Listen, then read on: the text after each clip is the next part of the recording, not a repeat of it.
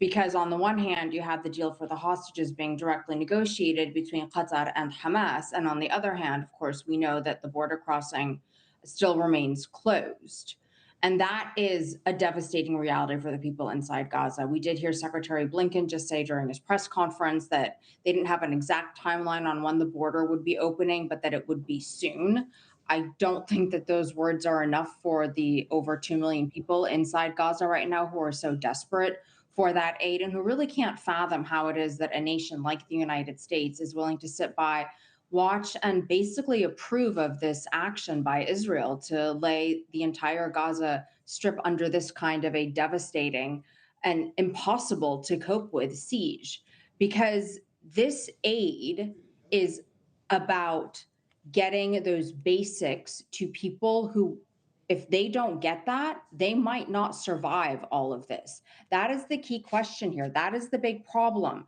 We have hospitals who are saying that they don't have enough pins that they need, or the metal pieces that they need to actually set fractures in place. We have doctors who are using vinegar instead of solution to clean burn wounds. We have yet again today another hospital that was told to evacuate by the Israelis, and the hospital staff are saying this is impossible. We have 400 patients and 10,000 displaced inside our hospital. Overnight yesterday, Gaza's oldest church, one of the oldest churches in the world, in fact, that was sheltering displaced people seeking refuge, was also heavily damaged.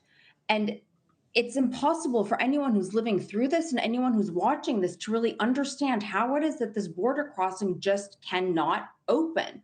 The other thing that's very important to point out is those initial trucks that are going to cross, and we understand it's going to be around 20 to 25 trucks, are not going to be carrying fuel. Apparently, Israel has said no fuel. What does this mean? This means that there's no fuel to run the desalinization plants. This means that they're going to be even more challenge getting clean water to people. This also means that there's going to be no fuel to run the generators at the hospitals. Also worth pointing out is that during times where this sort of escalation, this sort of fighting is not taking place, around 100 trucks a day go into Gaza. That's the level of reliance that Gaza has on what's coming to it from the outside world. Compare that to the just 20 that we're expecting to go across that isn't. Thank you for watching. Go to newsnationnow.com to find News Nation on your television provider. And don't forget to click the red subscribe button below to get more of News Nation's fact-driven, unbiased coverage.